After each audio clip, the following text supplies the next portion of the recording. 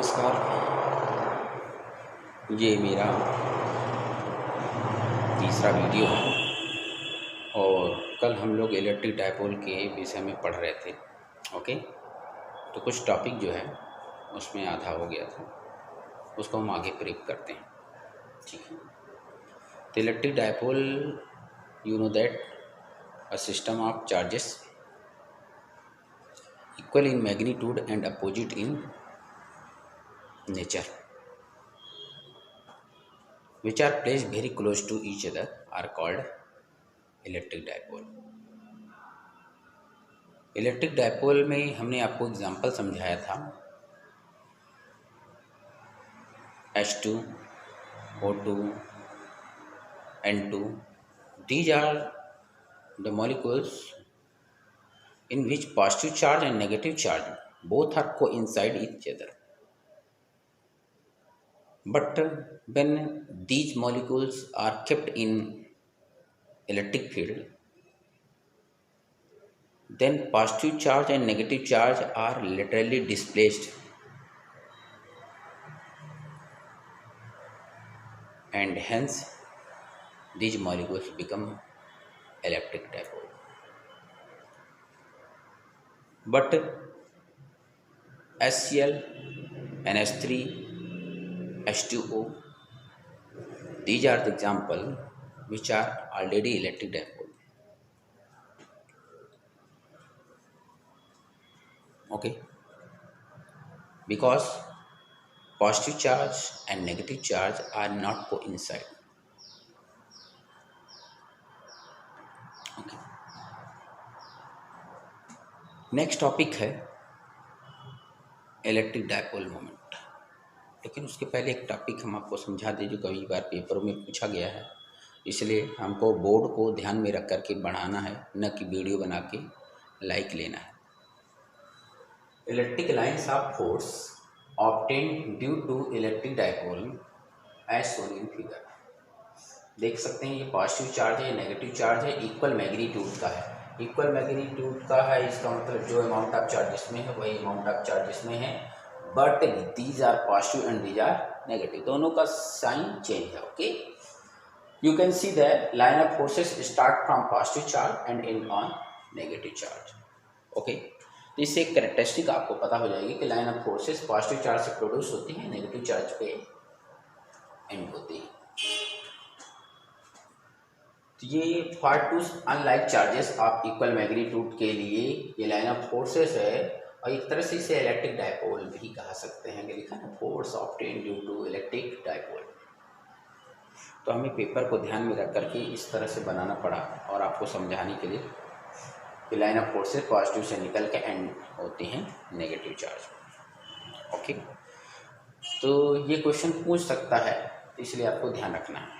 Next topic हम आपको समझाते हैं इलेक्ट्रिक डायपोल मोमेंट। ठीक है, तो चलिए लिखिए इलेक्ट्रिक डायपोल मोमेंट।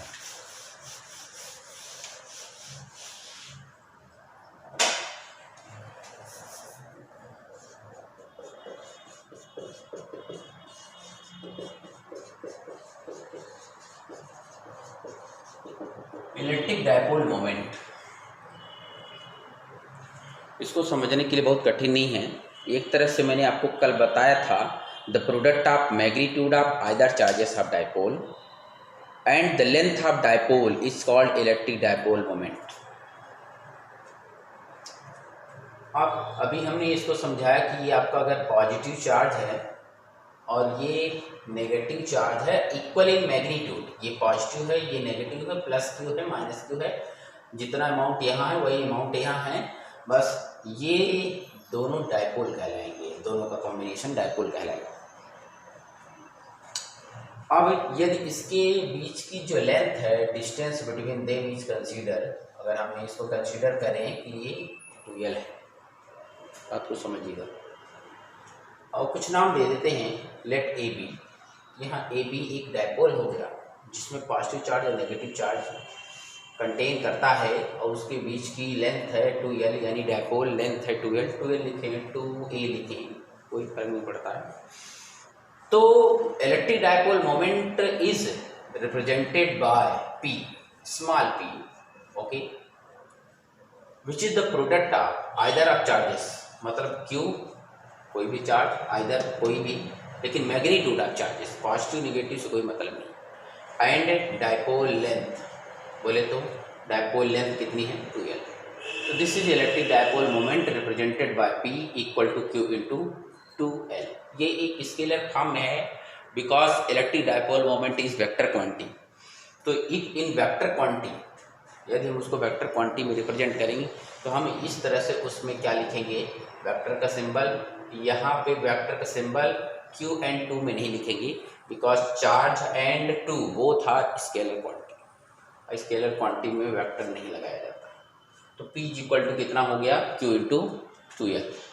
अब क्वेश्चन उठता है, हम हमेशा बच्चों से बोलते हैं कि अगर कोई वेक्टर क्वांटिटी है तो कुछ न कुछ उसकी डायरेक्शन होती है और बिना डायरेक्शन हम उसको डिफाइन करना गलत मानी जाती है, ठीक है ना। तो कोई दिक्कत नहीं, आप ये बताएंगे कि its direction is from negative charge to positive charge of dipole. उसकी डायरेक्शन कहाँ से कहाँ है, negative charge to positive charge, हमेशा याद रखेंगे, यानी इसकी डायरेक्शन इधर से इधर होगी, राइट, B टू A होगी, याद रखेंगे। डायपोल मोमेंट में डायरेक्शन क्या हो गई, from negative charge to positive charge, clear.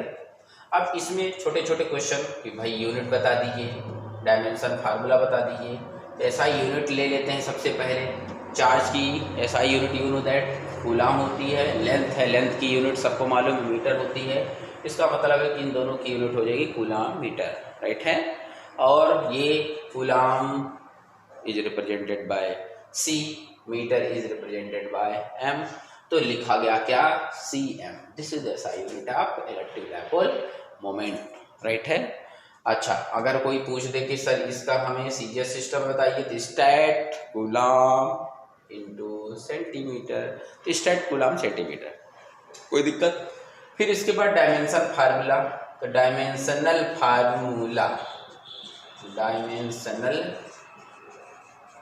Formula बहुत ईजी है, हमने चार्ज का डायमेंशन फार्मूला बताया है, AT होता है। क्यों होता है AT, ये बाद में हम आपको समझा देंगे।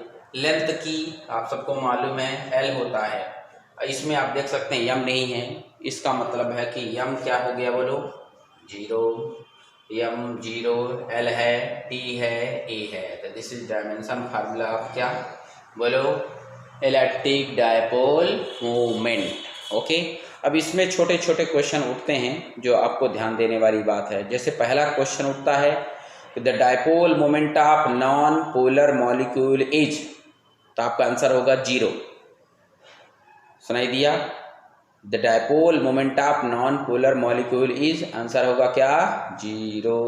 कोई पूछ दे वाई, तो इसका आंसर आपको बताना बहुत ईजी है कि भाई dipole moment non polar, polar नहीं है, तो जब पोलर नहीं है तो इसका मतलब पॉजिटिव चार्ज और negative charge both are coincide, दोनों एक दूसरे के ऊपर क्या है कोइंसाइड हैं। जब कोइंसाइड हैं तो मतलब उनके बीच की लेंथ क्या हो गई 0 हो गई। तो जब लेंथ 0 हो जाएगी तो you know that dipole moment का फार्मूला हमारे सामने लिखा P equal to Q L 2L के प्लेस में 0 दिया है, 0 का मल्टीप्लाई कर देंगे तो डायपोल मोमेंट कितना हो जाएगा 0 हो जाएगा। इस तरह से एक क्वेश्चन का आंसर आपसे बन जाना चाहिए कि electric dipole moment of non polar molecules कितना होगा 0 होगा। कोई दिक्कत है नहीं है, ठीक है। तो इसके लिए भी मैं आपको एक छोटा सा न्यूमेरिकल क्वेश्चन बता देता हूँ, है ना, इसलिए हम लोग रेडी रहेंगे और इसके लिए फार्मूला याद रखेंगे, डायरेक्शन याद रखेंगे।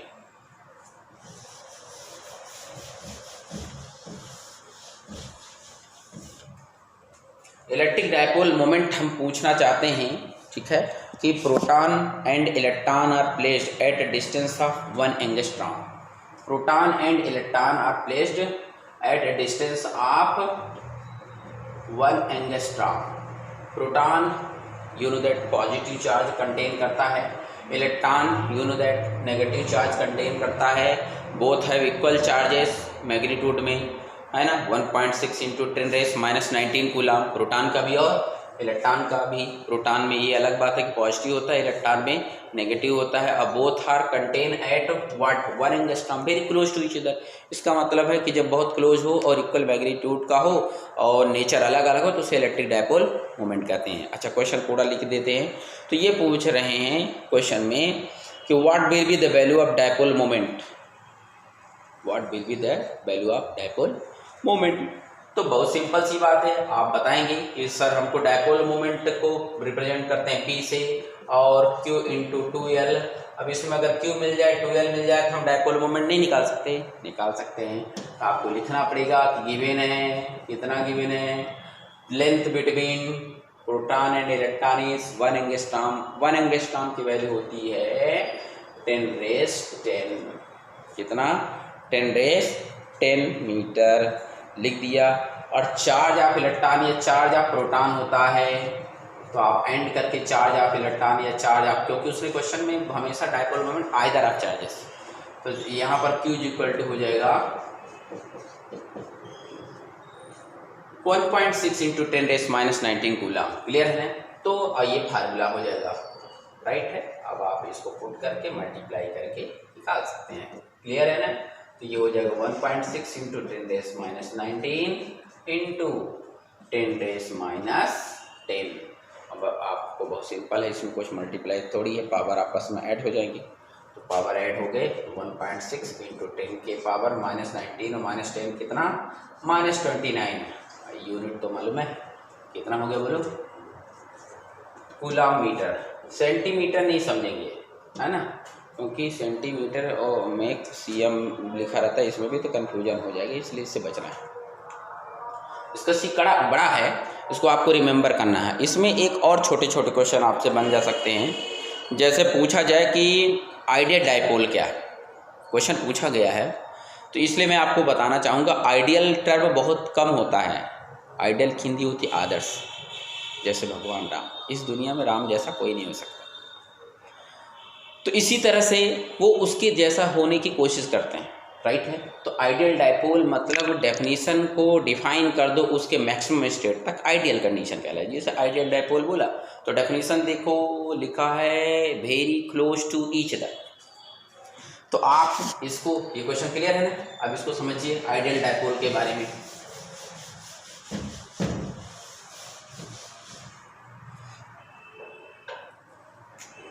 कोई पूछता है आइडियल डायपोल बताइए, तो आप बताओगे कि सर ऐसा कोई डायपोल जिसका अमाउंट ऑफ चार्ज बहुत ज़्यादा हो, Q tends to infinity, okay, length between them is minimum, मतलब इट टेंड्स टू 0, तो इसका अमाउंट ऑफ चार्ज मैक्सिमम हो, ओके, और लेंथ मिनिमम हो, उसे क्या कहेंगे बोलो? Ideal dipole. Any problem? Ideal dipole को पॉइंट डायपोल भी कहा जाता है, इसको भी आपको ध्यान देना है। Ideal dipole is also called point dipole. तो कई बार पेपरों में पूछा गया है, इसलिए हम लोगों को ध्यान रखना है, ठीक है। चलिए, अब अगर एक क्वेश्चन और पूछ दिया जाए, क्वेश्चन है कि एक इलेक्ट्रिक डायपोल है, उनका टोटल चार्ज कितना होगा? क्वेश्चन समझिए, एक इलेक्ट्रिक डायपोल है, उसका टोटल अमाउंट ऑफ चार्ज कितना होगा? तो आपको बताना है कि भाई डेफिनेशन में ये है कि 2 इक्वल चार्जेस हैं मैग्नीट्यूड में, लेकिन नेचर अलग अलग है, एक पॉजिटिव है एक नेगेटिव है। इसका मतलब ये है कि टोटल चार्ज 0 होगा। यानी एग्जांपल के लिए यहाँ पर ये Q1 दे दें, यहाँ पर Q2 कह दें, और ये कह दिया जाए कि ये एक इलेक्ट्रिक डायपोल है।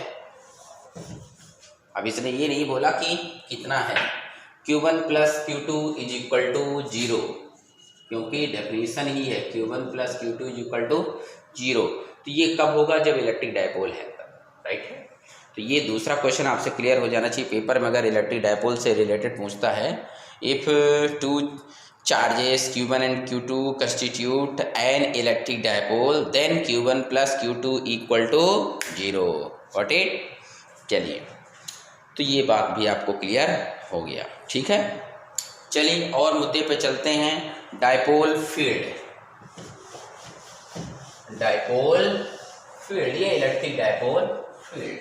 अब ये टर्म यूज हुआ डायपोल फील्ड, ध्यान समझिए, मैंने डायपोल फील्ड का वर्ड नहीं बताया पर बोल दिया। तो चलिए डायपोल फील्ड बताते हैं। भाई डायपोल में दो चार्ज है, पॉजिटिव और निगेटिव। तो अगर पॉजिटिव चार्ज एक रख देते हो तो हमने डेफिनेशन बताई है कि उसके चारों ओर एक इन्फ्लुएंस हो जाता है, उसका इफेक्ट हो जाता है, और एक रीजन होता है चारों तरफ सिमेट्रिकल। तो उस रीजन को हम इलेक्ट्रिक फील्ड कहते हैं। एक चार्ज है, यहाँ तो दो दो चार्ज है, इसका मतलब दोनों अपने अपने तरीके से क्या प्रोड्यूस करेंगे, इलेक्ट्रिक फील्ड। अब अगर दोनों का कॉम्बिनेशन कर दिया जाए तो इसे बोलेंगे डायपोल फील्ड। Got it. तो अब टर्म यूज किया जाए तो व्हाट इज डायपोल फील्ड, तो can you define? Yes, the electric field produced by N electric dipole, the electric field produced by N electric dipole is called dipole field.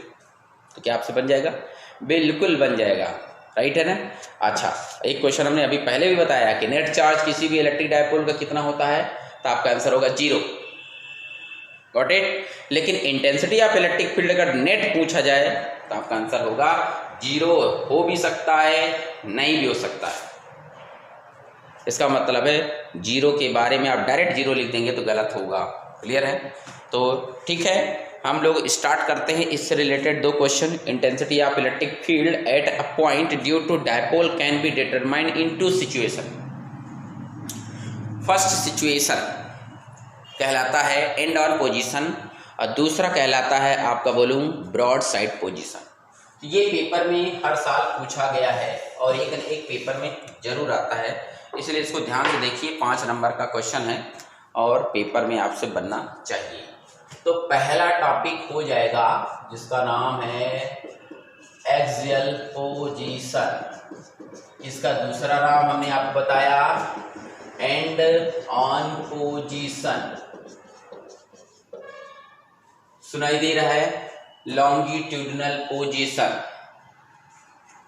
तो 3 नाम बता दिया मैंने, आपको याद होना चाहिए, ठीक है ना। Axial position, end on position, longitudinal position. अब सबसे पहले डेफिनेशन हो जाए what is end on position. तो remember it, the line passing through 2 charges of an electric dipole is called axial line if a point at which the intensity of electric field is to be determined is taken on the axial line, then this position is called axial position or end on position। और ये topic था, तो इसी को हम लोग and on position की definition बता रहे हैं। ये कहना चाहते हैं कि ये एक चार्ज है, लेट दिस इज चार्ज, ये दूसरा चार्ज है, ओके। तो ये अगर पॉजिटिव है, ये नेगेटिव है, इनको ज्वाइन करते हो तो this line is called axial line. क्या कहलाता है बोलो? Axial line. और इस एक्सियल लाइन पर कहीं भी एक ऐसा पॉइंट लिया जाए जहां intensity of electric field is to be determined by the dipole, then this point is called axial position और end on position. Axial position और end on position on the axial line. कोई doubts? तो चलिए इसको start करते हैं। तो suppose करते हैं इसको बढ़िया से, तो ये आपको लिखना पड़ेगा, पेपर में आएगा। तो ये हो गया आपका, मान लिया कि ये आपने रखा एक चार्ज, इस चार्ज का नाम है नेगेटिव क्यू और इसका नाम है मान लो पॉजिटिव, और the line joining them is called what, इसको जो लाइन ज्वाइन कर रहा है इसको कहेंगे एक्सियल लाइन। क्लियर है? और जो लेंथ होगी इनके बीच की आप सबको मालूम होना चाहिए, this length is called what, 2l। इस लेंथ को क्या कहेंगे बोलो? 2l कहेंगे। Any problem? कुछ नाम दे दिया जाए, लेट इसका नाम A दिया जाए, इसका नाम B दे दिया जाए। हमने कहा कि इस एक्सिस पर आगे पीछे कहीं भी अगर मैं एक पॉइंट कंसीडर कर लूं, let this point is what, P। इस पॉइंट का क्या नाम दे दिया बोलो? P। Where intensity of electric field is to be determined by the dipole. इस डायपोल के कारण हमें यहाँ पर क्या पता लगाना है, बोलो, इंटेंसिटी ऑफ इलेक्ट्रिक फील्ड। तो ये जो net intensity of electric field पता लगाएंगे इस एक्सिस पर, तो उसे कहेंगे इसके रिस्पेक्ट में and on position at this point. Any problem नहीं। अब इसके लिए आपको लिखना पड़ेगा, तो यहाँ क्या लिखना पड़ेगा, हम जो बोल रहे हैं आप लोग वीडियो पॉज करके एक एक करके नोट कर लेंगे, लेकिन लिखेंगे क्योंकि बोर्ड में लिखना पड़ेगा। तो सुनिए क्या लिखेंगे, let A B be an electric dipole, ऐसे let A B an electric dipole. अब इसको हम नहीं लिख रहे हैं, आपको लिखना है let A B an electric dipole made of two charges plus Q and minus Q separated by 2l distance apart, separated by 2l distance apart। उसके बाद आपको लिखना पड़ेगा कि इसके मिड पॉइंट से, ध्यान देना, किसके मिड पॉइंट से, इस डायपोल का मिड पॉइंट कंसीडर कर लेते हैं। इसका मिड पॉइंट का नाम क्या है, बोलो, ओ। क्या कंसीडर कर लिया, बोलो, ओ। Any problem? तो यहां पर लिखेंगे अ point P is taken on the axial line, a point P is taken on the axial line at a distance r। कितना डिस्टेंस कंसीडर कर लिया, r डिस्टेंस कंसीडर कर लिया। यहां से मैंने ये इसकी डिस्टेंस स्मॉल r कंसीडर कर लिया इस पॉइंट P तक की, ठीक है। तो क्या लिखा, let a point P on the axial line from the center of dipole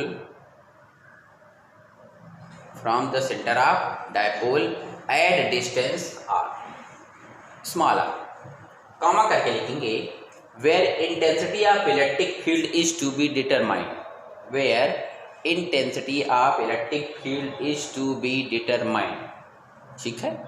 इतना लिखने के बाद ये डायग्राम बनाएंगे, लेकिन उसको जो अभी मैंने स्टेटमेंट बोला है उसको पहले लिखेंगे फिर ये डायग्राम बनाएंगे। कोई दिक्कत है? अभी इसमें कुछ और भी बनाना है, थोड़ा सा टाइम देंगे, है ना, लेकिन एक साथ नहीं बनाएंगे, थोड़ा थोड़ा करके बनाएंगे, लास्ट में तक में पूरा डायग्राम बन जाएगा। ओके, तो हमने आपको समझा दिया कि क्या करना है। अब हम क्या करेंगे, intensity of electric field determine करेंगे एट दिस पॉइंट। अब बाय डायपोल, तो डायपोल में दो चार्जेस हैं, एक पॉजिटिव चार्ज और एक नेगेटिव चार्ज। तो हमें दोनों चार्जेस के द्वारा 1 by 1 वैल्यू निकालना है इस पॉइंट P पे। और प्रिंसिपल ऑफ सुपरपोजिशन मैंने बताया है कि एक साथ कोई भी चार्ज की वैल्यू नहीं निकाल सकते। कूलम्ब्स लॉ भी कहता है कि हमें प्रिंसिपल ऑफ सुपरपोजिशन लगाना है, उसमें हमें वेक्टर क्वांटिटी को ध्यान में रखना है कि डायरेक्शन की इसकी क्या है, इस पर, इसकी क्या है, इस पर, जो आएगी वैल्यू उसकी रिजल्टेंट निकालेंगे इस पॉइंट पर, तो हमें पता चल जाएगा इस डायपोल के कारण इस पॉइंट P पर what is the net electric field. Okay, let start. सबसे पहले स्टार्ट करते हैं, कोई भी जरूरत जो ये नहीं है कि हम प्लस क्यू के कारण निकालें कि माइनस क्यू के कारण, आप अपनी मर्जी से किसी से निकालना स्टार्ट कर सकते हैं और उसको लिखना शुरू करते हैं। तो चलिए शुरू करते हैं। पहले मैं ये कंसीडर करता हूँ कि इस पॉइंट ए पर जो चार्ज है प्लस क्यू, इसके कारण निकालते हैं। Okay, let start. तो लिखेंगे इंटेंसिटी आप, ये लिखने के बाद आपको लिखेंगे, ये लिखेंगे इंटेंसिटी ऑफ इलेक्ट्रिक फील्ड, नहीं दिख रहा होगा तो आप सुन लीजिए, intensity of electric field at point P due two plus Q charge, due two plus Q charge in. इसको लिखने के बाद ये आप सबको मालूम है इलेक्ट्रिक फील्ड को किससे रिप्रेजेंट करते हैं, ई से। अब यहाँ चूंकि दो दो पॉइंट चार्जेस हैं इसलिए इसका नाम हमको बदलना पड़ेगा। तो लेट करते हैं कि इसका नाम है E1। Any doubt? और इसके बाद यहाँ पर इसकी वैल्यू सब्स्टिट्यूट कर देंगे। हम लोगों ने देख रखा है 1/4πε0k इंटू क्यू अपान इनके बीच की distance. What is distance? AP का स्क्वायर। ये मैग्नीट्यूड हो गया। और मैग्नीट्यूड के साथ डायरेक्शन भी लिखना पड़ेगा। तो बगल में हम यहाँ पर इसके ठीक नीचे ऐसे बगल में लिख देंगे इसकी डायरेक्शन। तो डायरेक्शन देख सकते हैं। अब आप डायरेक्शन पता लगाना बहुत ईजी है। यहाँ पर हमको कंसीडर किया जाता है कि एक यूनिट पॉजिटिव चार्ज है और ये भी पॉजिटिव चार्ज है। You know that positive charge एक दूसरे को क्या करते हैं? रिपेल करते हैं। तो आप कह सकते हैं सर इसको भी ये रिपेल करके इधर, तो नहीं, हमको पता लगाना फोर्स ऑन पॉइंट P या इलेक्ट्रिक फील्ड की intensity at point P due to this. तो हमको इसका इफेक्ट इस पर दिखना है। तो अब ये दोनों लाइक चार्जेस इसलिए रिपेल करेगा, तो रिपेल करने के लिए भी कूलम्स का लॉ हमको ध्यान है कि क्या होता है। तो कूलम्स लॉ जब हम पढ़ते हैं तो शुरू से पढ़ते पढ़ते जब लास्ट के स्टेटमेंट में पढ़ते हैं तो लिखा रहता है act along the line joining two charges. मतलब जब ये दोनों चार्जेस को ज्वाइन करो, जिस लाइन के अलोंग हो वही होगी उसकी डायरेक्शन। यानी इसको ज्वाइन करो तो this is what? Direction of electric field. यहाँ एरो का सिंबल लगाया और इसका नाम दे दिया E1 और लिख दिया वेक्टर E1। और यहाँ डायरेक्शन देखो फ्रॉम A to P।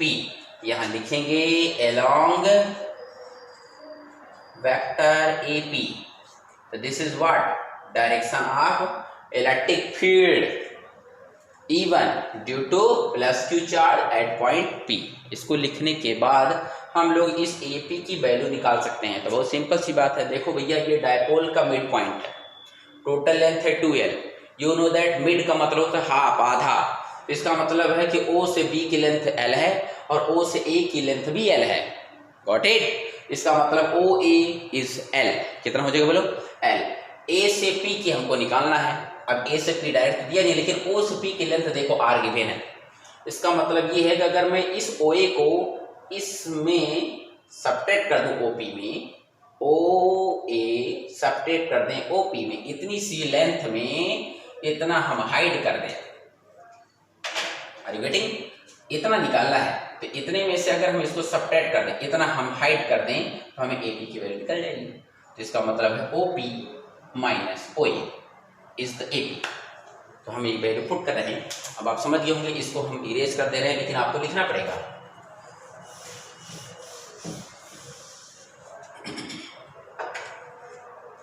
इसका मतलब है कि E1 इक्वल टू हो गया 1/4πε। अच्छा, एक चीज और आपको यहाँ पर बताना पड़ेगा, चूंकि के ऊपर बताया नहीं तो आप यहाँ एक लाइन और लिख देंगे, वेयर के is dielectric constant. What is के? के is dielectric constant of medium. Okay, ये लिख देंगे। क्लियर? यहाँ लिख देंगे वेयर के is dielectric constant of medium. इसको लिखने के बाद AP की वैल्यू पुट करेंगे। तो जब पुट करेंगे तो देखिए 1/4πε0k इंटू Q अपान, मैंने अभी बताया OP माइनस OA, और यहाँ क्या लगा है बोलो? Whole square. OP की वैल्यू पुट कर दीजिए, OA की वैल्यू पुट कर दीजिए। तो 1/4πε0k Q अपान OP की वैल्यू देख सकते हैं कितना है बोलो? R। OA की वैल्यू हमने अभी बताया कितना? L। और क्या हो गया बोलो? स्क्वायर। तो दिस इज व्हाट? यहाँ पर मैंने देखा है कि कुछ बच्चे ऐसा करते हैं, R square minus L square लिख देते हैं, और ये एक प्रकार से बहुत गलत है। समझ रहे हैं कि नहीं? तो इसको इक्वेशन 1 कंसीडर कर लेते हैं। इसलिए हमें इलेक्ट्रिक फील्ड की वैल्यू निकल गई at point P due to what? Plus Q चार्ज। Any problem? इसी तरह से हम लोग नेगेटिव चार्ज के लिए भी निकाल सकते हैं। तो हाँ, आप लोग लिखेंगे, मैं यहीं इरेज करके लिख रहा हूँ, आपको पूरा लिखना है। देखो तो क्या लिखेंगे? फिर से लिखेंगे intensity of electric field at point P due to negative charge. ये मैं पिछला नहीं बता रहा हूँ, आगे बता रहा हूँ, मतलब आपको अपने से लिखना है। तो इसका मतलब है कि अब अगली लाइन में हो जाएगा ये नेगेटिव चार्ज। अब चूंकि Q1 E1 निकाल चुके हैं ड्यू टू प्लस Q, अब E2 लिखेंगे ड्यू टू नेगेटिव चार्ज, इसलिए इसका नाम E1 के प्लेस में क्या हो जाएगा अब E2। और यहाँ पर लेंथ देख सकते हैं BP, क्या लिख सकते हैं बोलो BP। अब कहो सर यहाँ माइनस क्यों नहीं लिखा आपने, नेगेटिव क्यों नहीं लिखा? तो मैंने बोला ना कि आपको नेगेटिव पॉजिटिव को रिप्रेजेंट करने के लिए डायरेक्शन बताना है ओनली, आपको लिखने की जरूरत नहीं है। तो यहाँ पर अब आप देख सकते हो नेगेटिव चार्ज है, यहाँ पर हमने अभी 2 मिनट पहले बताया कि यूनिट पॉजिटिव चार्ज है। लाइक चार्जेस जैसे रिपल करते हैं तो अनलाइक चार्जेस अट्रैक्ट आते हैं। इसका मतलब यहाँ अगर पॉजिटिव है यहाँ नेगेटिव है तो ये इसको अपनी ओर क्या करेगा, अट्रैक्ट कर लेगा। इसका मतलब है कि इसकी जो डायरेक्शन होगी बिल्कुल इस तरफ होगी। और एक बार मैंने बता दिया कि act along the line running, तो इसका मतलब ये है कि ये हो जाएगा आपका E2, गॉट इट, ये हो गया E2, कोई डाउट? तो अब यहाँ डायरेक्शन कहाँ से कहाँ है, अलोंग P to P, इसका मतलब हमको यहाँ लिखना पड़ेगा अलोंग वेक्टर PB। तो this is what, this is direction of E2। Okay, तो ये निकाल लिया, ठीक है। अब हमको इसी तरह से BP की भी वैल्यू यहाँ पर निकालना पड़ेगा, राइट है। तो चूंकि इसका नाम E2 है तो यहाँ E2 लिखेंगे, क्या हो जाएगा। अब आप BP निकालना, फिर से उसी तरह से बात हो गई, यहाँ तक की वैल्यू गिवन है, बस इतना ऐड कर दें तो टोटल लेंथ ये देखो OP, लुक एट, ये है OP। यहाँ पर मैंने देखा है बहुत सारे बच्चे बड़े कंफ्यूज होते हैं, OP और हमको निकालना है BP, तो क्यों OP में OB ऐड कर दें तो हमारी वैल्यू निकाल नहीं सकते, प्लस OB लिख दें। इसका मतलब सीधा सीधा है कि यहाँ पर हम अगर प्लस का सिंबल लगा के यहाँ OB लिख दें। ध्यान देना, मैं कह रहा हूँ कि मैं आगे बढ़ा रहा हूँ, ये नेगेटिव चार्ज का पॉजिटिव चार्ज करी है वो पढ़ चुकी पीछे, मैं इसी में इरेज करके काम चला रहा हूँ, लेकिन आपको पूरा आगे लिखना है, राइट है। ओके, तो यहाँ E2 हो गया और यहाँ प्लस हो गया, क्योंकि OP की वैल्यू अभी भी R है और इसकी वैल्यू अभी भी L है। This is equation second. तो ये हमने E1 एंड E2 बोथ, ये दोनों इलेक्ट्रिक फील्ड हमने पता लगा लिया, राइट है। एक बार पॉजिटिव चार्ज के कारण, एक नेगेटिव चार्ज के कारण एट पॉइंट P। तो ये दोनों जब निकाल लेंगे तो हमने आपको समझाया है कि अलग अलग जब निकाल लेंगे तो हम लोग उनकी 2 चीज़ देखते हैं, एक तो मैग्नीट्यूड और एक डायरेक्शन। डायरेक्ट आंसर नहीं निकालते, राइट है। तो अब आप देख सकते हैं कि E1 और E2 की डायरेक्शन एक दूसरे के अपोजिट है। You can see as E1 and E2 have same line of action, दोनों लाइन ऑफ एक्शन एक ही है, but are acting in opposite direction. दोनों एक दूसरे के कैसे हैं बोलो, opposite direction. So the resultant intensity will be, यानी इनके जो रिजल्टेंट इंटेंसिटी हो जाएगी वो हो जाएगी E इक्वल टू, कितना हो जाएगी, जो बड़ा होगा उसमें माइनस, क्योंकि मैंने पीछे पढ़ाया है कि अगर 2 वेक्टर हैं एक दूसरे के अपोजिट डायरेक्शन में एक्ट कर रहे हैं तो formula R equal to A minus B होता है, याद होगा। और A बड़ा है तो A माइनस B, अगर B बड़ा है तो B माइनस C, और जो बड़ा है उसी की रिजल्टेंट डायरेक्शन होगी। इसका मतलब अगर हम रिजल्टेंट इंटेंसिटी को E से रिप्रेजेंट करेंगे और देख सकते हैं कि E1 बड़ा है कि E2, तो अब यहाँ हमको बताना पड़ेगा कि कौन बड़ा है, E1 बड़ा है कि E2, नहीं तो आंसर निकालना गलत हो जाएगा, राइट है। तो अब देखो कैसे पता लगा सकते हो, इसको बहुत सिंपल सा तरीका है। देखो पिछले वाले फार्मूले में R माइनस L था और E2 में देखो R प्लस L है। यू नो दैट अगर किसी दो वैल्यू को ऐड कर दो तो वैल्यू बढ़ जाती है, राइट, और अगर सब्ट्रैक्ट कर दो तो वैल्यू छोटी हो जाती है, लेकिन ये 1/, में है, राइट है। तो अगर वैल्यू बढ़ गई और 1/, में है, इसका मतलब उसको ज़्यादा पार्ट में फ्रैक्शन में करेगी, बहुत ज़्यादा फ्रैक्शन कर देगी। इसका मतलब है ज़्यादा फ्रैक्शन करेगी तो स्मॉलेस्ट क्वांटिटी हो जाएगी, यूनिट, वो वैल्यू छोटी हो जाएगी। Are you getting? जैसे एग्जाम्पल के लिए मैं आपको बताऊँ कि ये हमारे पास एक सर्किल है, हम इसको 2 इक्वल पार्ट में डिवाइड करेंगे, तो ये लो 2 इक्वल पार्ट में की, राइट। तो यहाँ पर 2 है, लेकिन अगर मैं ये कहूँ कि इसको अगर मैं 4 इक्वल पार्ट में डिवाइड करूँ, ध्यान समझिए, तो ये देखो इसका मतलब सीधा ये सर्किल है, इसको 4 इक्वल पार्ट में डिवाइड करूँ, ये सेक्शन ये सेक्शन ये सेक्शन 4 सेक्शन हो गए छोटे छोटे, और ये 2 सेक्शन हो गए। तो आप कह सकते हैं कि 2 तो छोटा है, तो इसका मतलब है कि ये क्वांटिटी छोटी होनी चाहिए, परंतु आप देख सकते हैं कि दिस इज व्हाट, ये 1/2 है, राइट। इसका मतलब ये 1/4 है। इसका सीधा सीधा आंसर है कि 1/4 एक छोटी क्वांटिटी है, 1/2 एक बड़ी क्वांटिटी है। इसका मतलब 1/, में अगर कोई छोटी क्वांटिटी है तो वैल्यू क्या हो जाएगी, आर यू गेटिंग, बड़ी हो जाएगी, और जो बड़ी है वो 1/, में हो तो उसको छोटी कर देगी। तो यहाँ पर देखो r+l ये बड़ी हो गई, इसका मतलब है कि E2 को वो छोटा कर देगा फ्रैक्शन में, और E1 ऑलरेडी क्या हो जाएगा, बड़ा। तो इसका मतलब है कि आपको यहाँ पर ध्यान मालूम हो गया। एक बात, दूसरा तरीका भी आपको बता सकते हो। एक तो यहाँ पर ये तरीका है, ये तो नॉर्मल मैथमेटिकल। दूसरा आपको बता सकते हैं कि इस पॉइंट P पर ये चार्ज इसके पास है, राइट है ना, और हमने आपको पीछे पढ़ाया है कि F is inversely proportional to r², या E is inversely proportional to क्या, r²। इसका मतलब जितना ज़्यादा डिस्टेंस बढ़ाओगे फोर्स और इंटेंसिटी घट जाएगी।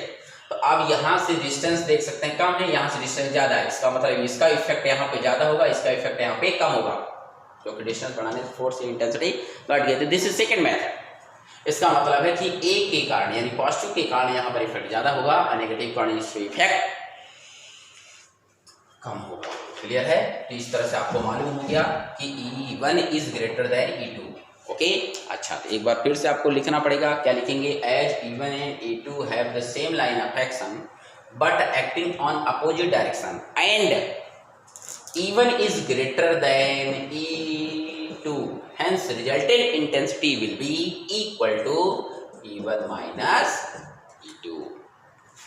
E1 की वैल्यू क्वेश्चन फर्स्ट में, E2 की वैल्यू क्वेश्चन सेकंड में सब्स्टिट्यूट कर दीजिए, है ना, और उनकी डायरेक्शन बगल में लिख दीजिए। हमने अभी बताया कि जो बड़ी क्वांटिटी है उसकी डायरेक्शन उसी ओर होगी, तो विच इज ग्रेटेस्ट E1, और E1 की डायरेक्शन देख सकते हो ये है, यानी ये नेगेटिव चार्ज से पॉजिटिव। तो चाहे हम लिख सकते हैं नेगेटिव टू पॉजिटिव, या लिख सकते हैं O से P, या लिख सकते हैं A से P, जो पसंद हो। यहाँ लिख दिया मैंने क्या, along vector AP, what it, E1 E2 की वैल्यू पुट कर दीजिए, ठीक है। तो और सबट्रैक्ट कर दीजिए। तो स्टार्ट करते हैं, चलिए इसको भी समझाते हैं।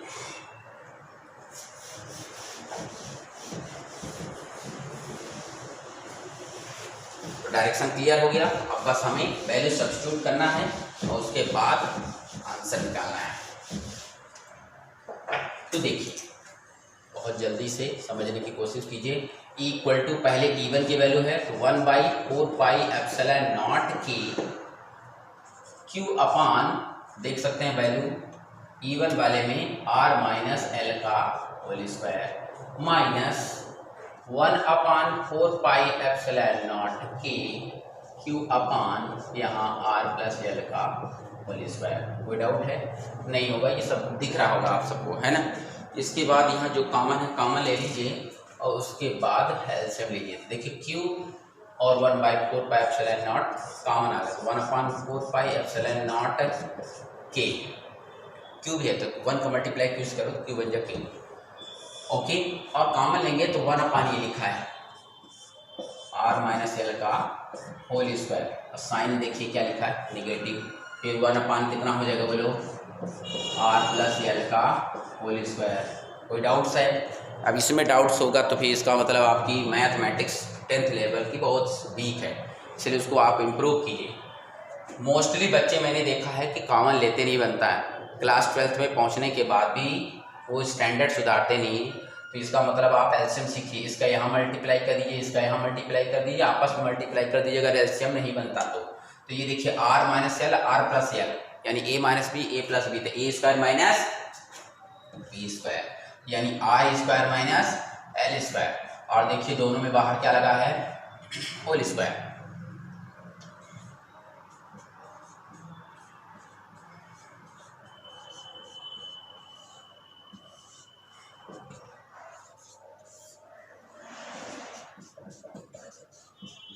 ये Q अपान क्या हो गया बोलो, 4πε0। अगर नहीं दिख रहा है तो मैं इसको ओवरराइट कर देता हूँ, 4πε0 K। अब यहाँ पर हम दो तरीके से सॉल्व कर सकते हैं, a प्लस बी का होल स्क्वायर करें, यहाँ a माइनस बी का होल स्क्वायर करें और एक्सपेंड कर सकते हैं। क्लियर है? एक या तो हम इस पूरे को a मान लें, इस पूरे को b मान लें, तो ये a का स्क्वायर माइनस b का स्क्वायर, और उसके बाद हम a square minus b square के फार्मूले से सॉल्व कर सकते हैं। तो देखिए कैसे,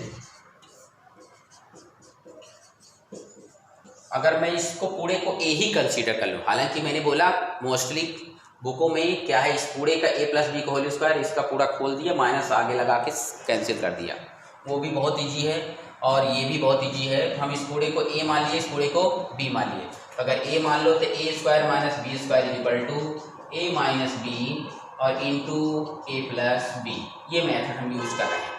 यानी a के प्लेस में पूरा का पूरा क्या है, r plus L, a r plus L, फिर आप देख सकते हैं माइनस, फिर r माइनस एल, r और minus minus plus, you can सी। फिर देखिए a प्लस बी, बोले तो a की वैल्यू है r प्लस एल और प्लस b की वैल्यू है r माइनस एल, और इसके बाद जो है ये नीचे जो लिखा है वही होता और L square, R square minus L square का होल स्क्वायर। ये एक तरीका ये भी है। यहाँ पर आप ये जब फार्मूला लिखा करें तो ये बगल में सेंस करके लिख दिया करिए, ठीक है। अब आप देख सकते हैं r माइनस में प्लस में तो कैंसिल आउट, यहाँ पर l और l प्लस माइनस में है कैंसिल आउट। इसका मतलब समझ गए होंगे क्या मैं बोल रहा हूँ, q upon 4 pi epsilon not की यार l जोड़ेंगे तो कितना l हो जाएगा 2l, r जोड़ेंगे तो कितना हो जाएगा 2r, और होल अपान कितना हो गया बोलो r square minus L square का whole square. This is what net electric field.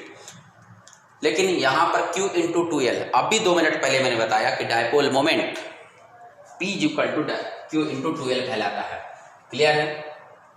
एक बार और जल्दी जल्दी बता देते हैं ताकि आपको कन्फ्यूजन ना हो। E इक्वल टू होगा E1 माइनस E2, E1 बड़ा है E2 से, इसलिए E1 को पहले लिखना पड़ेगा, E2 को बाद में लिखना पड़ेगा। E1 की मैग्नीट्यूड मैंने पुट कर दिया, E2 की मैग्नीट्यूड कर दिया, यहाँ बगल मैंने डायरेक्शन लिख दिया था। You can C Q common है, Q बन जा, Q कॉमन आया 1/4 में, यहाँ 4 पाई एप्सिलॉन नॉट के भी कॉमन आ गया। ये देखिए 1 बाई, ये देख सकते हैं 1 अपान r प्लस एल का होल स्क्वायर, इसको यहाँ मल्टीप्लाई कर दिया, इसको यहाँ मल्टीप्लाई कर दिया, इन दोनों का आपस में मल्टीप्लाई कर दिया। इसको मैंने बोला कि या तो a प्लस बी का होल स्क्वायर कर दो, a माइनस बी का होल स्क्वायर कर दो तो भी आंसर आ जा सकता है, या a square minus B square के फार्मूले से सब्स्टिट्यूट कर दिया। राइट है, चेक कर लेना, नहीं बनेगा समझ में नहीं आएगा तो आप पूछ सकते हैं कमेंट बॉक्स में कमेंट करके। और इसको इस तरह से लिख दिया, l जोड़ देंगे 2l आएगा, r जोड़ देंगे 2r आएगा। Q इंटू 2l अब भी हमने बताया क्या कहलाता है, P डायपोल मोमेंट। इसका मतलब है कि इस पूरे के प्लेस में हमने क्या लिख दें, P। राइट है, तो इसका मतलब है कि इसको अब हम ऊपर से आप लिख चुके होंगे, मैं इसको इरेज कर देता हूँ।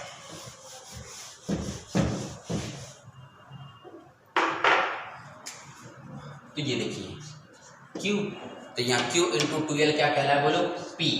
अब बगल में देखो क्या लिखा है 2R, तो अगर हम इसको 2 लिख दूँ, R लिख दूँ, और अपान में क्या लिख दूँ, r square minus L square लिख दूँ, और इसका बाहर क्या लिख दूँ बोलो, होल स्क्वायर। तो this is what net intensity of electric field due to dipole at axial position.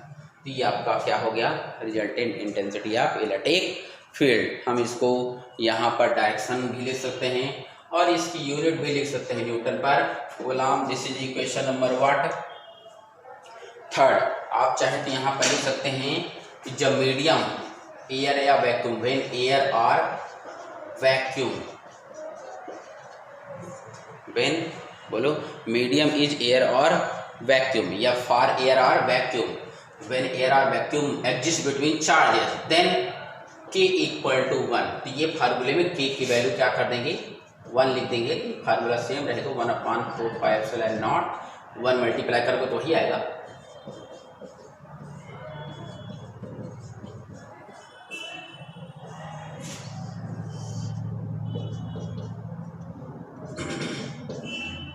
तो ये इलेक्ट्रिक फील्ड हो गया। क्लियर? अब इसके बाद एक केस बनता है, उस केस को भी आप लोग समझ लीजिए और ये टॉपिक आपका क्लियर हो जाएगा। तो उसमें केस ये है कि यदि डायपोल जो है, जैसे मैंने बताया था ना, वो बहुत छोटा हो, वेरी स्मॉल। राइट है, तो वेरी स्मॉल का मतलब सॉरी, ये मैं कहूँ कि if dipole is very small in size, सुन लीजिए और लिख लीजिएगा, if dipole is very small in size और dipole length is negligible as compared to observation point. इसका मतलब ये है कि यू कैन से, या शॉर्टकट में लिख सकते हो, इफ एल मतलब dipole length is less than what R, then L square can be neglected as compared to R square.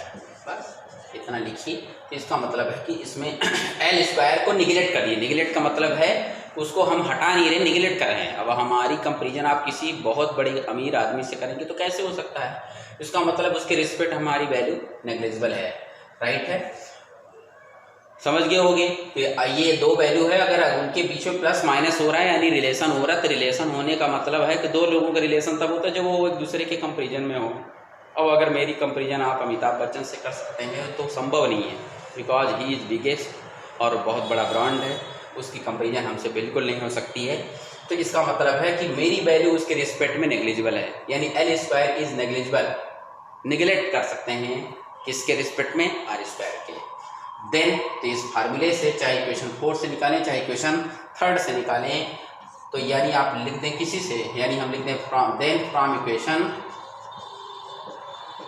3, तो ये आपकी वैल्यू हो जाएगी equal to 1/4 pi epsilon naught K, from equation 3 बोले वाला 2pr upon, you can see L square को neglect कर दिया, तो ये देखो आर स्क्वायर का स्क्वायर, मतलब 2 जा कितना 4, तो इसका मतलब r की पावर कितना हो जाएगा 4। अब एक r से कैंसिल हुआ तो कितना बचा 1/4 पाई एप्सिलॉन नॉट के into 2p upon r cubed कैसे, एक r कैंसिल हो गया तो r की पावर में 3 बचा। तो this is what net intensity of electric field when dipole is very small. यानी ये क्वेश्चन पूछा जाता है, यहाँ तक पूछा जाता है कि यदि डायपोल बहुत छोटा हो तब उसका आप रिजल्टेंट निकालिए, तो आप लिख देंगे फ्रॉम क्वेश्चन 4 तक, और डायरेक्शन जरूर लिखेंगे, तो इसके नीचे डायरेक्शन लिखेंगे, कहें तो हम वहाँ पर बोल दें और चाहे तो आप लिख सकते हैं, और उसके बाद यहाँ जरूर डायरेक्शन लिखना है तो हम बोल देते हैं। देखो डायरेक्शन में शुरू में बोल दिया था, फिर भी लिखना हो तो लिख सकते हैं direction of electric field intensity due to dipole in axial position is from negative charge to positive charge. अब देख सकते हैं नेगेटिव चार्ज यहाँ पर क्या था, पीछे आप डायग्राम में देख सकते हैं, negative charge to from, negative charge यहाँ पर बी पर था, negative charge from what, positive charge, ठीक है ना। यानी आप दैट इज करके क्या बोल सकते हैं, फ्रॉम बी टू ए, कोई दिक्कत। तो ये आपका मैग्नीट्यूड और डायरेक्शन था। तो इस तरह से इसका 5 नंबर के लिए आपको रेडी रहेंगे, और ये 5 नंबर के क्वेश्चन को आप 2 बार 3 बार घर में प्रैक्टिस करेंगे, ठीक है। Thank you, good luck.